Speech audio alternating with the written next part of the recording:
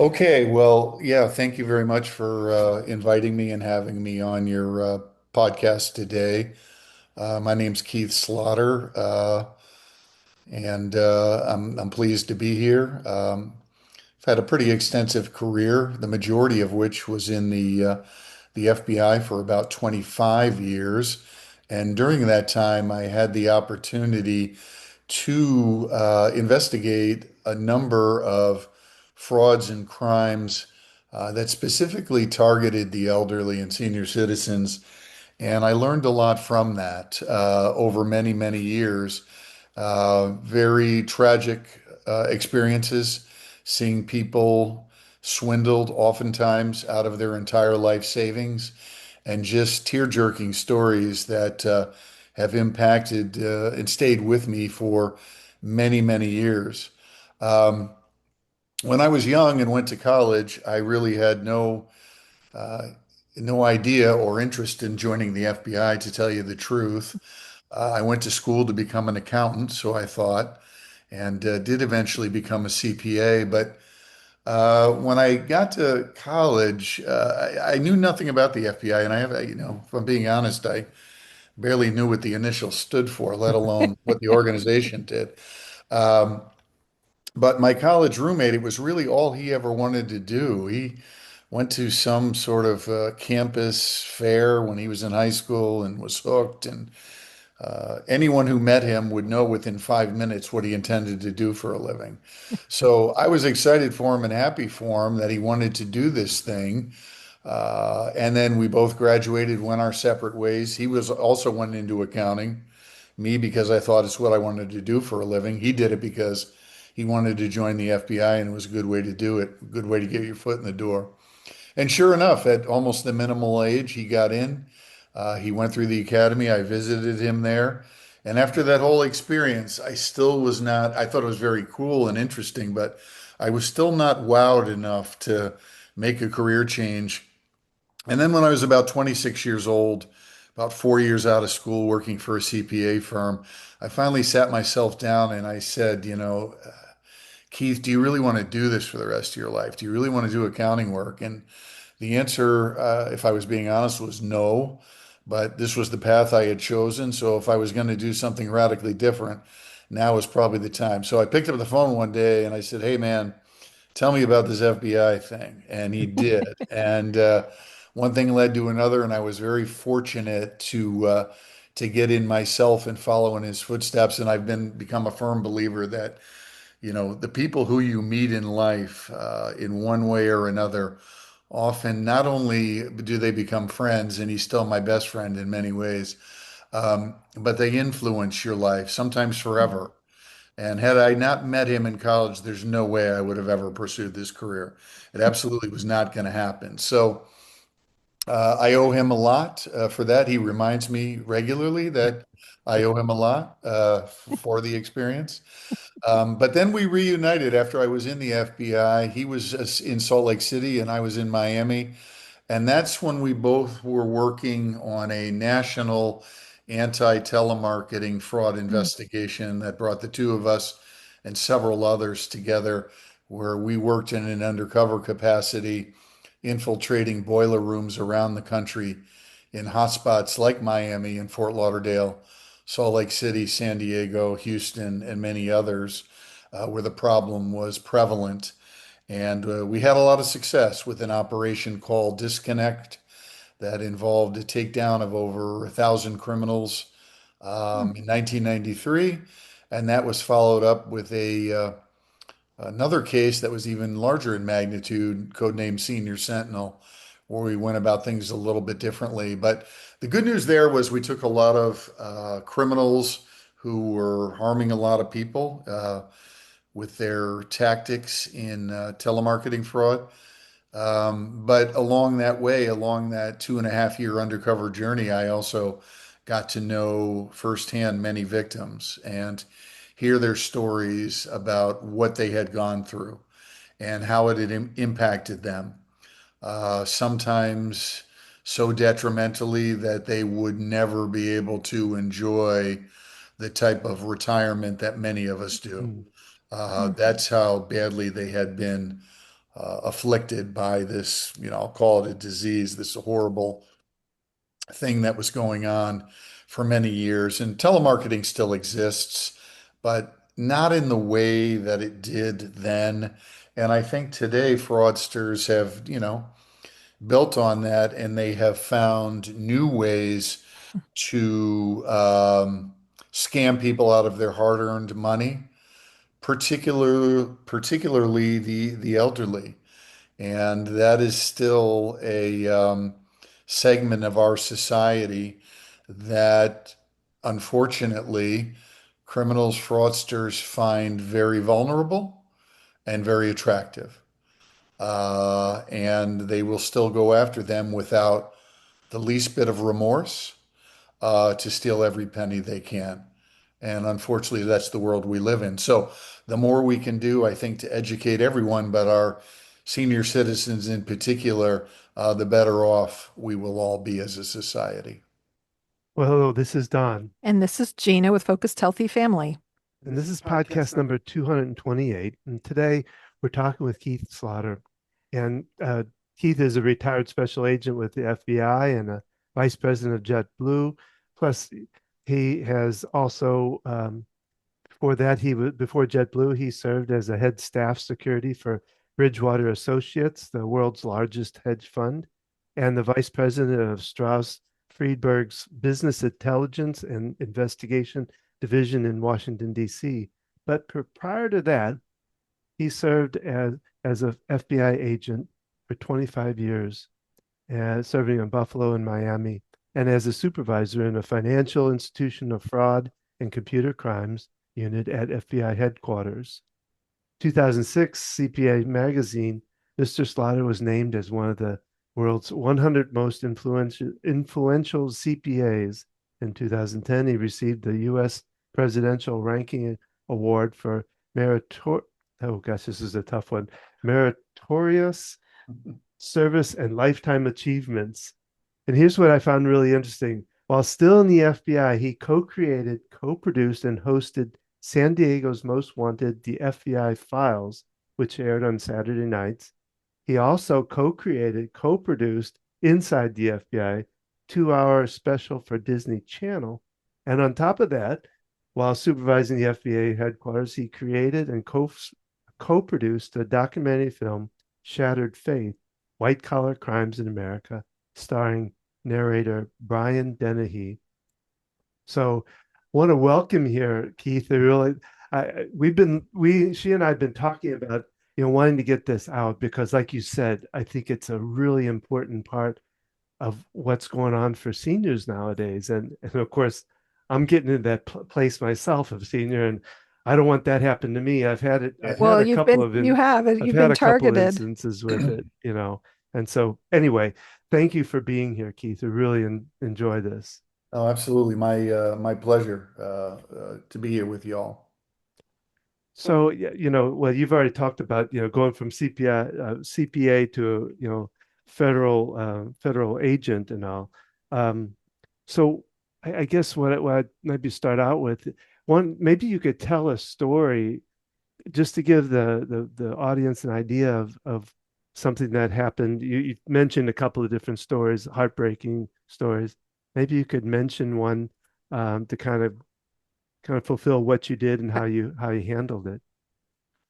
Yeah, sure. I mean, when we worked in on the disconnect case over those years, traveling around the country and going inside boiler rooms, talking to many of these fraudsters face to face, it was eye-opening to us, not just the lack of shame or anything, but just I don't know how to say it other than the rudeness with which many of these people, and most of them were quite young, in their Mhm. 20s, maybe 30s, how they would treat these elderly.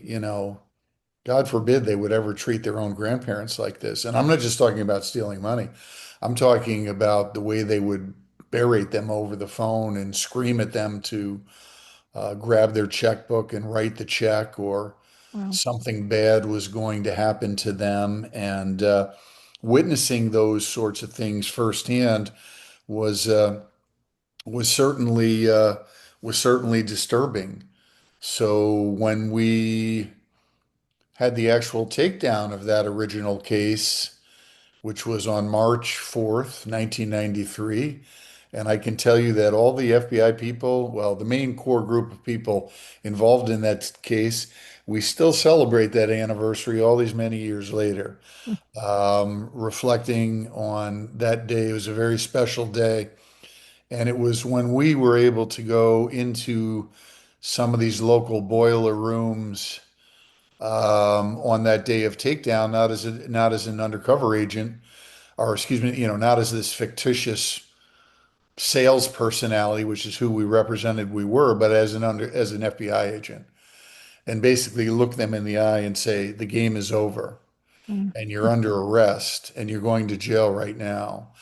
And to see the looks on and to slam their phones down and unplug everything in the moment, to see the looks on their faces and the shame then, and that very quick understanding of what they were going to be facing was incredibly satisfying, I have to say.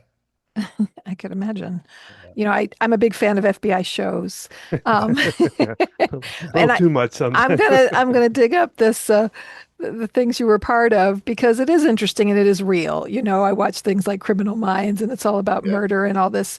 And I know it gets glorified and not exactly accurate, but I mean, there's so much truth to this. Don had his identity stolen. They were trying to buy a car in his name, and it happens. It's out there. I had a friend whose father was swindled out of money and things, and there's so many different ways that it's happening now.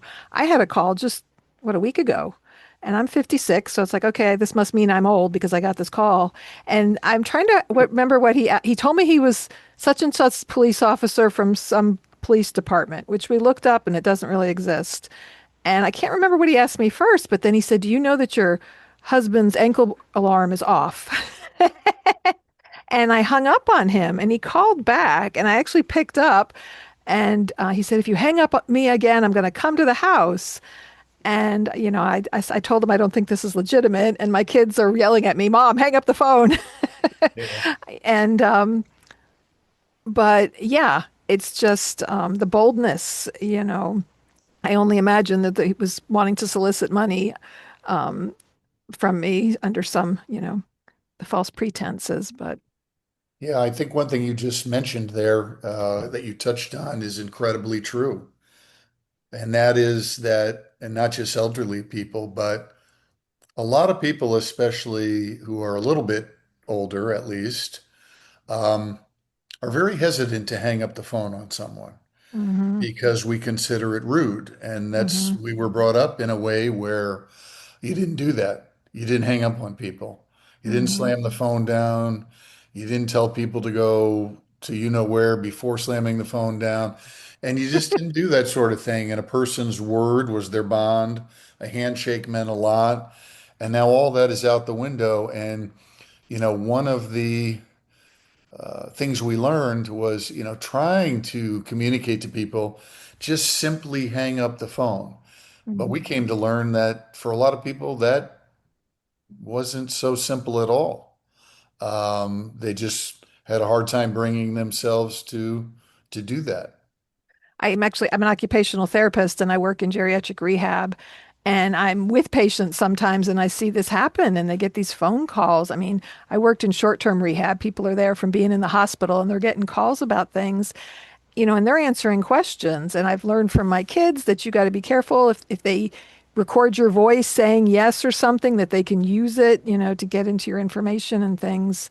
But yeah, you're right. They're polite, and it's rare I meet someone who just hangs up. Now there's ID on the phone, so some people don't answer if they don't recognize the number. And to me, that's a big benefit because, like you said, these people they're not going to just hang up on somebody. They're going to take what they're saying seriously. And I'm usually sitting next to them going, this is a scam. Please hang up your phone. Yes, that's exactly what they need to do. As difficult as it is cut off communications as quickly as they can, and make sure they are thinking clearly about how they're going to proceed with whatever's being presented to them because most criminals in the white collar world uh, will attempt to use urgency to their benefit. Mhm. And they will attempt to instill this mindset of if you don't act immediately, something really bad is going to happen, whatever that really bad thing is going to, it may be. You're Mhm. going to lose money, a family member is going to be harmed. There will be some catastrophe awaiting you if you don't make this decision and do this very quickly. And that is always a huge red flag that it's time to, at the very least, pause, but probably hang up or cease communications immediately because that's not how business is normally transacted. Right. Yeah, I was this the person who called me, he actually called back like 5 or 6 times after I hung up the second time, like kept calling back. And I'm like, wow, Yeah, yeah, the persistency of it. yeah, But yeah. The pushiness is just, yeah, is not normal. Is not the way not the way things should work. When you talked about kind of the evolution of how things have gone, so maybe we can talk a little bit about that because I mean, you go back. When did you start? 25 years or so ago, you Yeah, I started. started in 1987, so a long, long time ago. And the disconnect telemarketing case was from around 90 to 90, early 93. So hmm I had about, I don't know, 6 or 7 years under my belt during that particular time. But in some ways, things have changed a lot. And in other ways, not so much. I was looking at some statistics recently.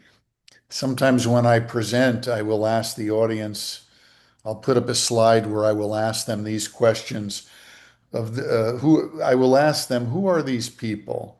Who are these people in the United States? Of those still attending high school or college, about a third have stolen from their parents or relatives during the previous year. wow. A quarter have stolen from a friend during the past year. Almost half have stolen, shoplifted during the past year.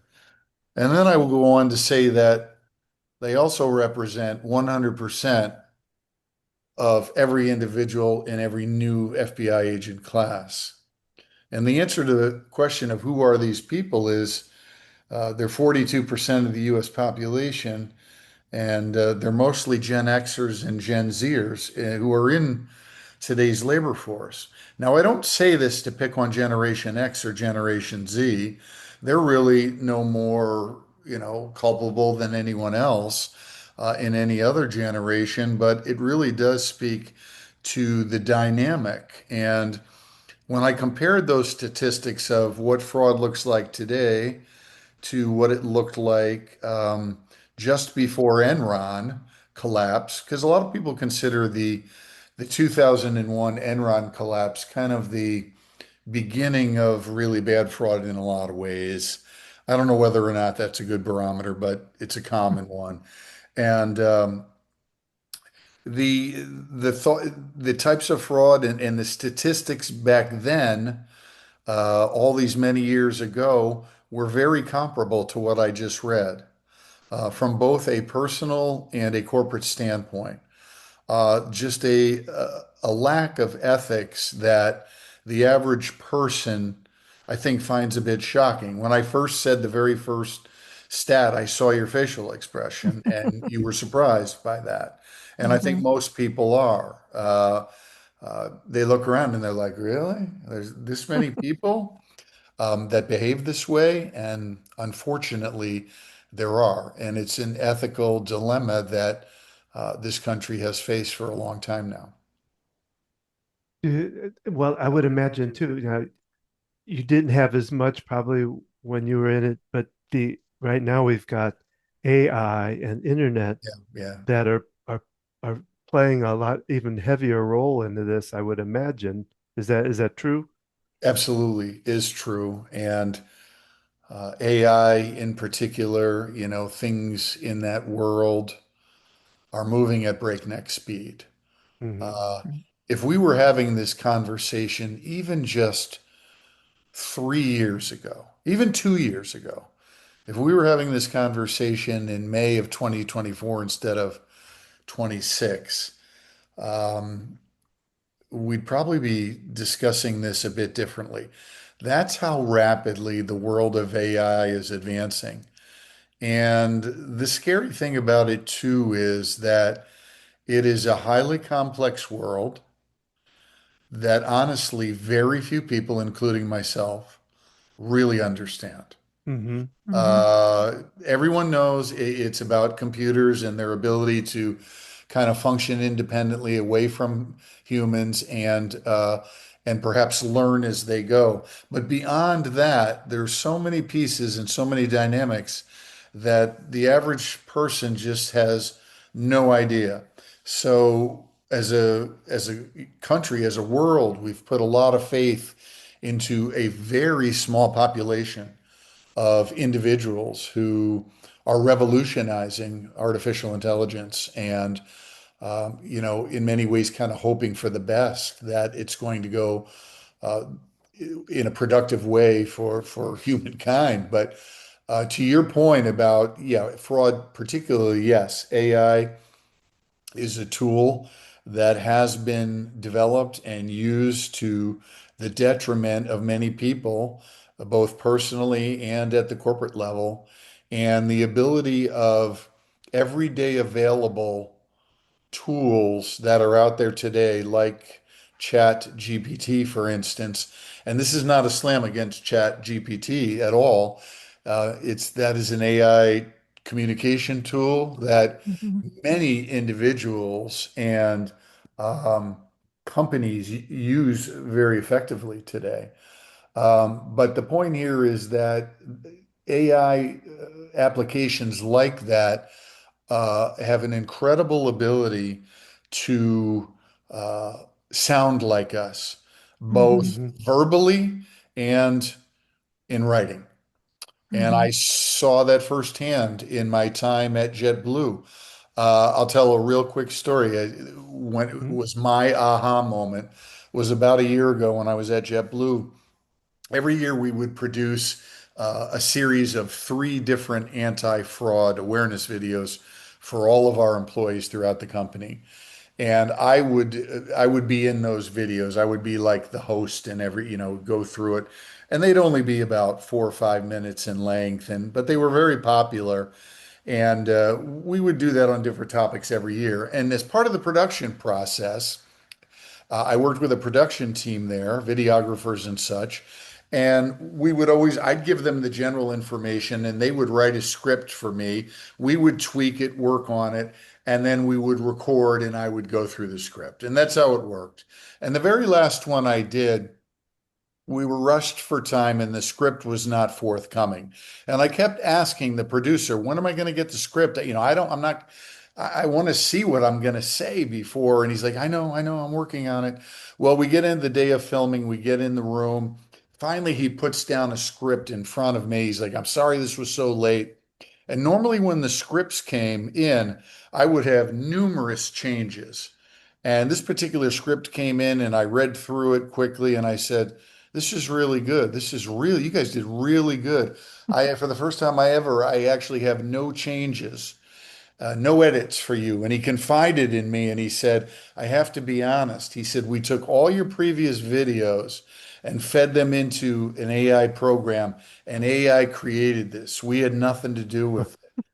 And we said not only did they create the content, but they did it in a voice that sounds very much like you. And it Oh did. my. It sounded like it was written for me. I could not believe it Wow. that a machine had written and crafted this in like Keith Slaughter style that would have fooled me. If someone 5 years down the road would have come to me, or even a year or two down the road would have come to me and said, "Hey, Keith, look at this script. This is something you said on a program. This is something you came up with on a program." I would have said, oh, yeah, I vaguely remember that." And then they would have told me, "No, you never said that. AI created that." I wouldn't have even known. I wouldn't have even remembered that. But Mm-hmm. that's just one, example of how powerful the tool can be. And Hmm. it's not hard to imagine ways that fraudsters will use that sort of capability to trick individuals out of their money. Hmm. When if they think they're hearing a recognizable voice that Hmm. really isn't, it's computer generated, Hmm. or they think they're receiving a document of some sort that they recognize from someone who they're close with, when in fact it has nothing to do with them, and that is very scary. It is. I mean, this even without the AI, the stuff that's going on the internet between Facebook scams and, you know, there's so much already, and it does, thinking about that, just, you know, only Yeah, I can't even imagine, what they're going yeah, to do with that. yeah, Have yeah. you seen the movie Thelma? I have not. It's you might want to think about it. It goes a little off track of what is, but it's about a senior person who and the AI uses her daughter's voice Yeah, and comes across and says, you've got to send I can't remember what send yeah, me Then money. $10,000 by yeah. tomorrow or I'm going to be and of course now she takes it and she goes after the scammers which she finds out is in the same city Yeah, which she is a takes little it. off Yeah, base she but takes it in her own hands, and it's got funny adventure of a senior, getting back their money. But I'll have yeah. to check that out. But those kidnapping schemes, like what you're sounds like you're describing, have become all too common. Where a recognizable voice, dad, grandma, whoever it is, I'm being held, and they're going to hurt me if they don't get $25,000 wired to their bank account in the next 15 minutes or Hmm. something like that. And just so many elements there that they're playing on, of course, your emotions. Oh my God, my loved one is in danger, perhaps. And then they're doubling down on that with the urgency that if you don't act immediately, um, something very bad is going to happen. And there are people, I guess, who would think, even if I spend the money and I'm wrong, I would rather have the satisfaction of knowing my granddaughter, whoever it is safe, even if Hmm. I lose X amount of money. And that's pretty depressing to think about too. Hmm. yeah. Now, we've talked a lot about telemarketing. What other types of, I don't know if you've worked with other types of scams that are out there for seniors.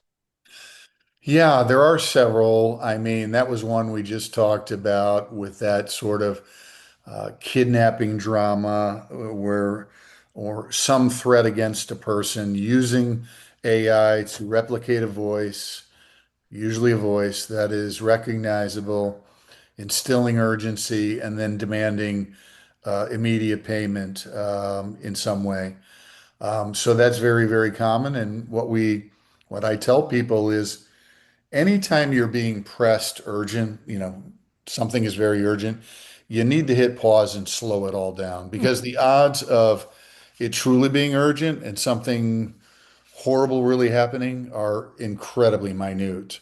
So, but that's what the scammer is counting on, is that sense of urgency that you will succumb to it and do whatever they want to do. So, that one of the first things I say is definitely slow down before, and then take the time to try to reach out to that person, even if it means you have to hang up and discontinue the conversation and independently verify Hmm. that what you're being told is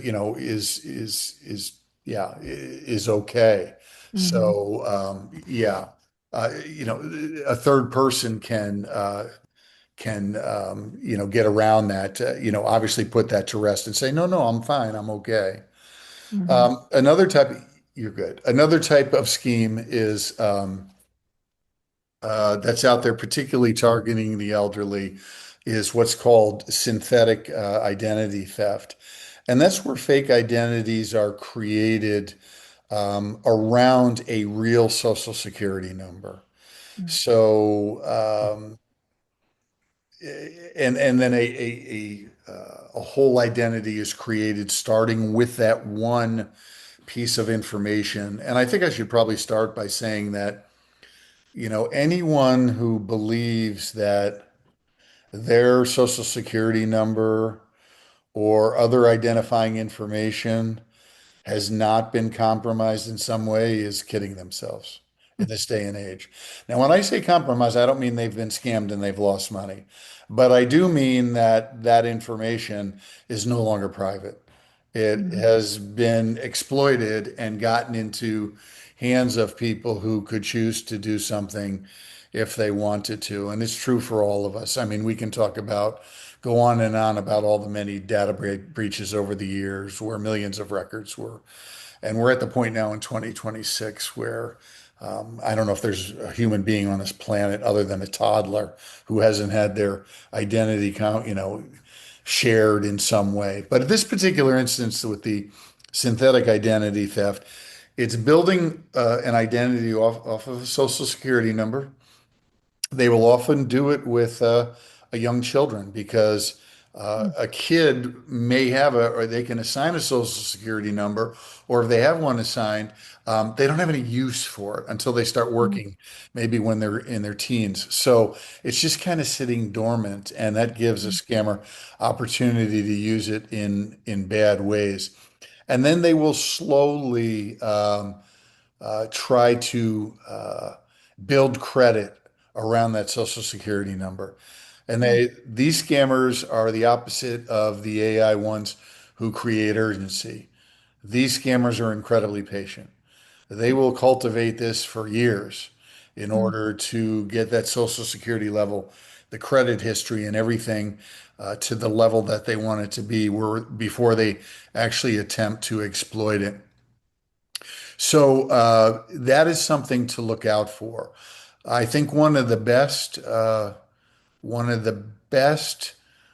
ways to combat that for anyone of any age, but I would say particularly seniors, is absolutely free.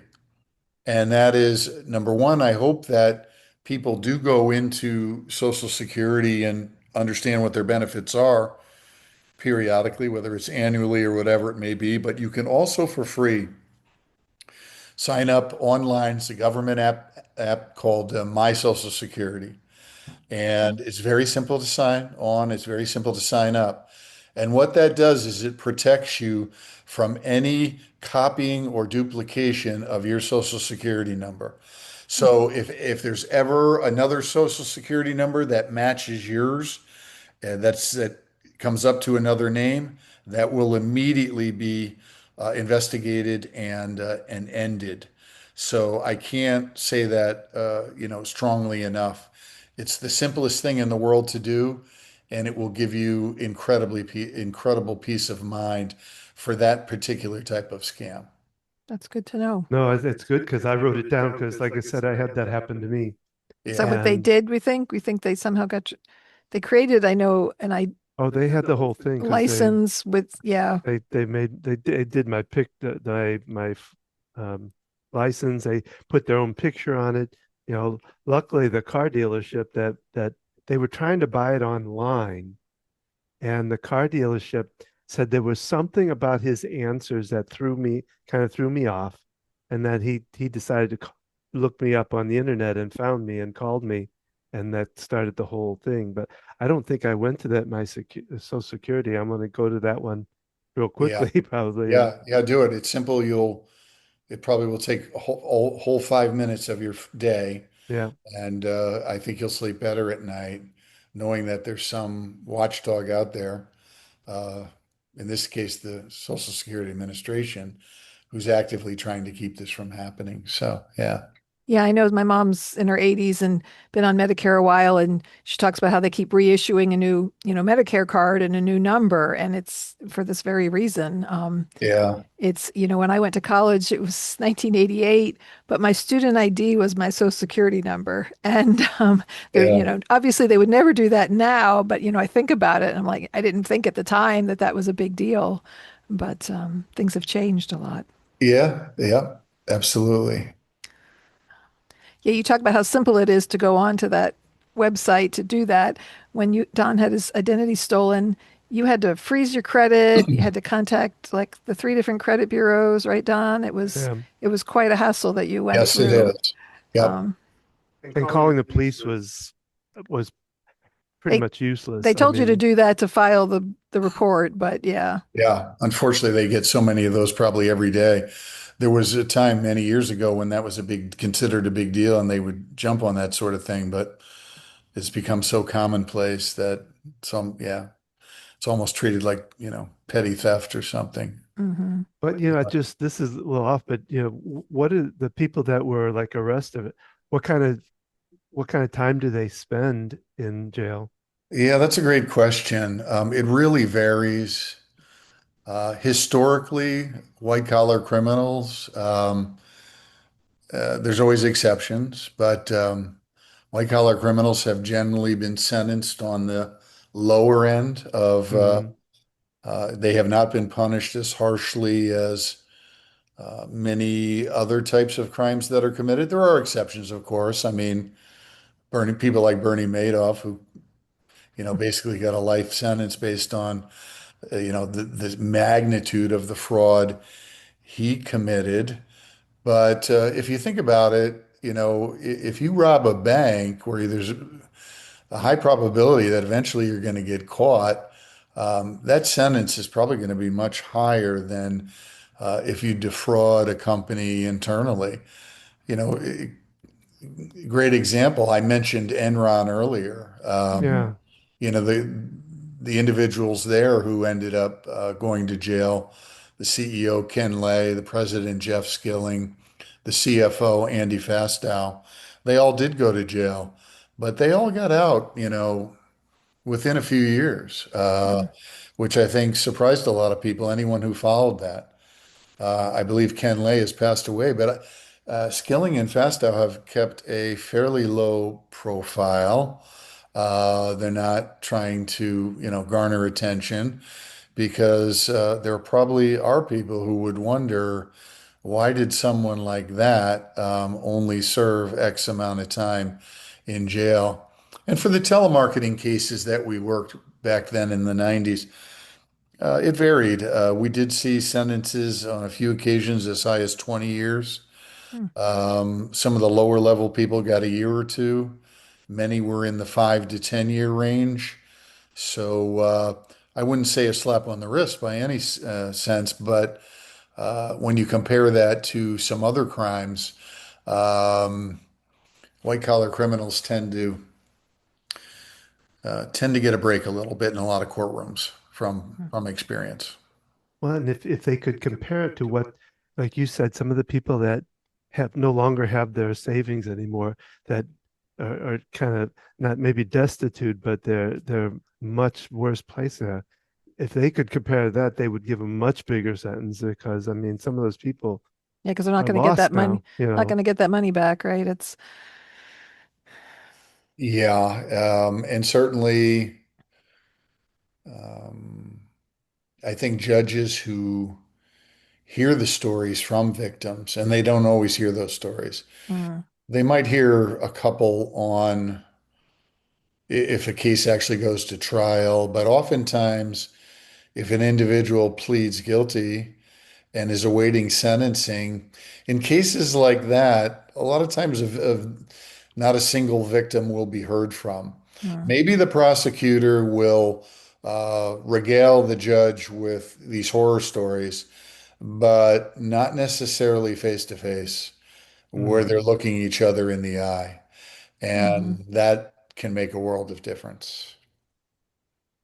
Well, is there, not any other scams that you can see? You mentioned already the Yeah, synthetic tips one. for our listeners. Yeah, things to Yeah, watch out for. I mean, I would say anything with bank accounts. There's certain types of frauds that are called account takeover frauds, where a scammer will try to impersonate you and gain control of your bank accounts so that they are accessing and conducting business because the bank or the institution believes it's you because they've obtained enough of your information. They've been able to obtain some personal information and, more importantly, your account and password information so that they can get into an account. directly without you even having any knowledge of it. Same thing when it comes to like wire transfer fraud, which is very common in today's world, especially around real estate transactions or sizable sums where someone is able to basically impersonate you and gain access to your account and operate as if it really is you, which is why I tell people, um, I would hope in this day and age, if they're not there yet, they're close. Um, where that is where multi-factor authentication on Hmm. your accounts is incredibly important. Everything I just described of someone being able to do that could probably be combated very effectively with that one step, Mm, ensuring that in addition to your login ID and your password, that you have a third-party verification in place, which is usually a text to your phone or a phone call or whatever. Right, right. Seemingly simple, and I know that it's a little bit of a hassle. It's like one more thing I got to do, but it's an incredible safeguard in that situation. My friend Frank Abagnale of Catch Me If You Can fame, I mean, he'll be the first one to say he thinks passwords are a waste of time. Passwords outlived their usefulness a long time ago. Today, it's all about pass keys, some sort of biometric access that gets you into your accounts. mm. I'm talking to, and I'm not trying to sell Apple here. I'm speaking to you on a Macintosh right now. So my computer has a pass key where I put my finger on there. Yep. So that's how I get into my computer. A lot of PCs don't have that yet. I think they will eventually. But that one thing alone, just my touching that, keeps anyone from grabbing my laptop and being able to access it because they're not going to be able to replicate my fingerprint on Right. that pad. So this laptop is useless to anyone other than me.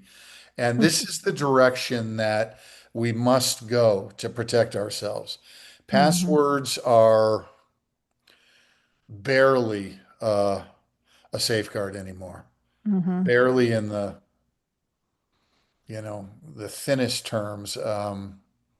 It's just the advancements in technology and everything are such that we just cannot have much. No one should have a great deal of confidence. Well, yeah, I Right. have a password that, is strong, who cares? I mean, it could still, I shouldn't say who cares. A strong password is much, much better than a weak password. So it does matter. I don't mean to make it sound like it doesn't, but Right. passwords alone are not the best solution to safeguarding everything about you, including your Sure. finances. Yeah. Yeah, after you got your stuff stolen, we went through and changed all our passwords, and it's a lot to do. I mean, I had used kind of one password for a lot of things and realized that's not a good idea to do. And it's tedious, but yeah, I have a MacBook too, and I love that I can just touch it with my finger and turn it on, and Yeah. that security does feel a lot more. Well, I had one of the thought when you're talking about scam, and this I don't know if you had any reference to this, if this is really real. I saw a movie some years ago about a group that was coming in and scamming older people, getting them to claim that they were not fit for and taking away I'm trying to remember the Power of attorney, power yeah, of determining attorney they were in, and sending them into and then selling their house and their furniture and all their stuff while they were being in a nursing center or they were wherever it deemed might be. incompetent. Yeah. Have you ever Yeah. run into is that a possibility? Is that something you've run into? I'm sure it's a possibility. I have not personally run into that. Oh, That sort of thing where, someone has lost all control in that way.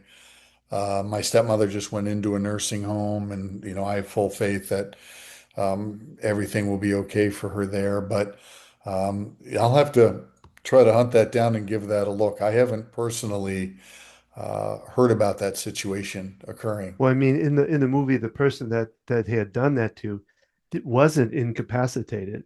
Yeah. They had a Yeah. company And that that was was a scamming it, fictional story, Yeah, right? yeah. Yeah, yeah. But yeah, things, I mean, things happen that are hard to believe sometimes, but do actually happen. And with all this going on, it's a lot. It's everywhere. It's, text message on your phone. It's, um, phone calls that are scams, things through Facebook and other and emails and things. And Yeah, it's just hard to think about when will this Yeah, stop, and yeah, because there's so much of it, like these people aren't getting caught, right? I right, mean, right. because they don't have the time to invest in it, to investigate and Yeah, yeah. There are limitations there, and that's something everyone should be aware of. Different investigative agencies at different levels, federal, state, local. There are guidelines from a prosecution standpoint as far as a dollar loss thresholds that must be met for an investigation to be initiated. There are exceptions once in a while, but for the most part, those are the rules. Mhm. And it's just the way it is because fraud is so rampant in today's world that there are not enough investigators to open a case on every single complaint that comes in about Mhm. somebody who lost money. It's unfortunate, but it is the way it is. The yeah, the it's not an equal balance, unfortunately. Yeah. So, any last minute tips or thoughts for our listeners? I know we've talked about if you would repeat again the website to go to, and we'll have that up on the description as well. Yeah, start with that. Go to mysocialsecurity.com and sign yourself up for that. That way, you're going to be protected from any duplication, replication of your Social Security number. And I believe the Social Security Administration does a really good job of that, very aggressively trying to ensure that that does not happen. If any individual can convert almost all of their accounts to multi-factor authentication in a fairly reasonable time. Look, I know it's a bit of a pain.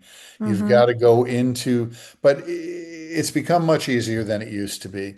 Mm-hmm. Every single account you have access to, whether it's your bank accounts, investment accounts, Medicare, other government accounts, your airline frequent flyers, your hotel point, everything, it's pretty easy to go into your account and go into your personal information.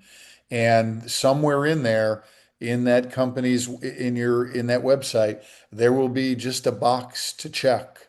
If you Mm-hmm. want to start enabling MFA, multi-factor authentication, and the choice as to how to do it, whether it's a text, which is what most people choose Mm-hmm. to get a text, and then you enter that number and you're good to go. I bet most people, even if you have a lot of accounts, I bet you could implement that. The typical person could implement that in a morning. If you give yourself a few hours, you could crank that out on every account you own over 2 or 3 hours, and it's going to be one of the best investments of time you ever made. It helps me appreciate it because I have found it annoying. But now hearing everything you're saying, it makes a lot of sense. And it's like, okay, yeah, I'm going to make sure there is multi-factor authentication. Yeah, because of the rampantness of this that's happening with fraud out there and Yeah. ever evolving new ways, like we talked about with AI. So it sounds like you go out and you speak now on this topic. Yeah, I do. I just started, am starting doing some speaking. So I speak both on fraud trends, some of which we've discussed here today, and then I also speak on observations on leadership, what I've observed in, effective leaders and what I call 7 key attributes to being an effective leader. Just through mine, I'm not saying I was that, but what I've been able to observe over several different careers with different entities. So that's where I focus a lot of my time now. Okay, fascinating. So where can people learn more about you or if they have further questions or want to book you to speak at something? Yeah, sure. They could go to my website, If they want to reach me personally, that's fine. It's my website is www.slaughterspeaks1word.com, or reach out to me, Keith at slaughterspeaks.com. And we'll put all those up on for the audience too, so that'll be up there too, and we'll give the full bio for you for all this stuff, all the great stuff you've been through And I'm too. going to So check out the documentary FBI information to find the real stories and not the fictional one. But thank you so much for joining us, Keith, today. This has been eye-opening, and there's so much to this discussion that I'm sure if we would have it again in another 2 years, there's going to be a whole nother layer, of everything that goes on with this type of fraud. Oh, I'm sure. And thanks for having me. It's been fun. I've enjoyed it. Thanks. So thanks for joining us. Thank you to all our listeners for listening today at Focused Healthy Family. If today's conversation has helped you, please take a moment to like, subscribe, and share the podcast with someone who might benefit from it. And in particular today, any of us can be targets to fraud. If stress, panic, or overwhelm are becoming part of your daily routine, consider exploring Don's EFT Discovery Series. EFT tapping is often described as weird, but it works. Many people start skeptical, but after a few sessions, they're saying, wow, look what EFT has done for me. For wellness tips, caregiver resources, and more episodes, visit us at focusedhealthyfamily.com or focusedhealthyfamilypodcast.com. You can connect with us on social media, Facebook at Focused Healthy Family, Instagram, Focused Healthy Family 1, and we're on YouTube where you can watch the podcasts as well as listen to them anywhere you listen to a podcast. New episodes of the Focused Healthy Family podcast are released every Thursday. Don is available to speak to your organizations, caregiver groups, healthcare teams, and community groups about practical ways to reduce stress and build resilience in caregiving communities. For more information about booking Don to speak at your location, please reach out to schedule a presentation or a workshop. And remember, how you speak to your children and your loved ones today shapes their future and yours.